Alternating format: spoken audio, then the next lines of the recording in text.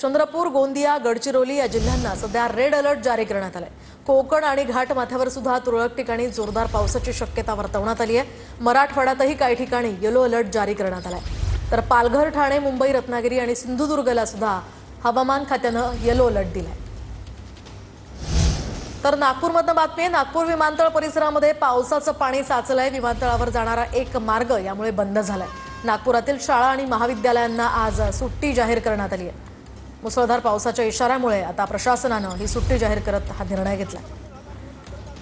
आपण पाहू शकतोय विमानतळाकडे जाणारा हा रस्ता बंद झालेला आहे। आता जाऊयात गोंदियामध्ये। गोंदिया जिल्ह्यात सध्या मुसळधार पाऊस बरसतोय। तर मुसळधार पावसामुळे अनेक गावांमध्ये घरांचंही नुकसान झालंय। तिरोडा तालुक्यामध्ये सर्वाधिक घरांची पडझड झाल्याचं कळतंय। तिरोडामधील पांजरा या गावात कुक्कुटपालनाचा शेड सुद्धा पडलाय। आणि सध्या आपण ही ड्रोन दृश्य पाहतोय। अतिशय भयंकर अशी दृश्य म्हणावी लागतील, कारण संपूर्ण परिसर पाण्यानं व्यापलेला आहे। नाशिकमध्ये पूर ओसरलाय। तर गोदाघाट परिसरात पाण्याची पातळी कमी झाल्याचं कळतंय। गंगापूर धरणातनं 3969 क्युसेक पाण्याचा विसर्ग सध्या सुरू आहे। नांदूर मधमेश्वर मधून जायकवाडीच्या दिशेनं 35,918 क्युसेक पाण्याचा विसर्ग सध्या सुरू आहे। आणि याचाच आढावा घेतलाय आमच्या प्रतिनिधींनी। काल संध्याकाळपासून नाशिकमध्ये पावसानं विश्रांती घेतल्यामुळे नाशिकच्या गोदाघाट परिसरात असलेला पूर आता ओसरत असल्याचं बघायला मिळतंय। आपण सध्या नाशिकच्या गोदाघाट परिसरात आहोत आणि सातत्यानं गेल्या 20 दिवसांपासून या ठिकाणी पाण्याची पातळी ही वाढलेलीच होती।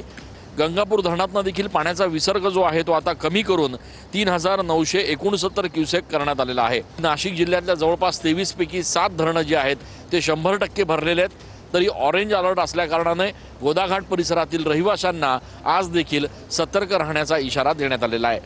कॅमेरा पर्सन खुशाल पाटीलसह मी चंदन पूजाधिकारी, TV9 मराठी। तर तिकडे साताऱ्यातील कास पठाराकडे जाणाऱ्या यवतेश्वर घाटात सध्या दरड कोसळली आहे।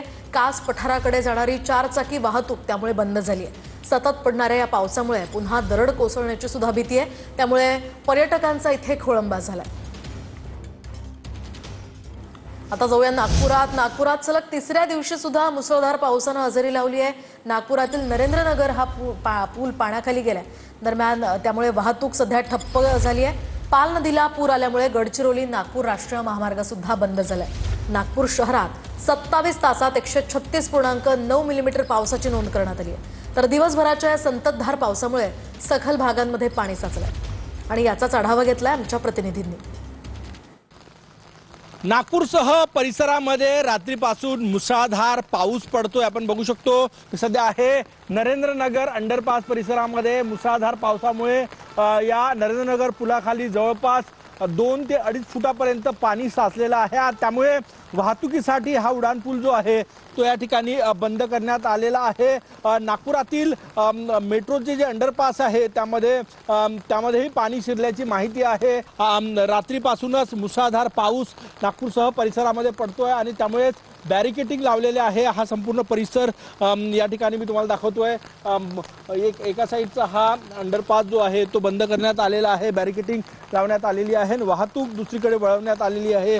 नागपुरातील नंदनवन असो, नरेंद्रनगर चा अंडरपास, मेट्रोचा अंडरपास या भागामध्ये पावसाचं पाणी शिरलेलं आहे। त्यामुळे हे अंडरपास जे आहे ते बंद करण्यात आलेले आहे। कॅमेरामॅन सचिन सयामसह गजानन उमाटे, TV9 मराठी, नागपूर।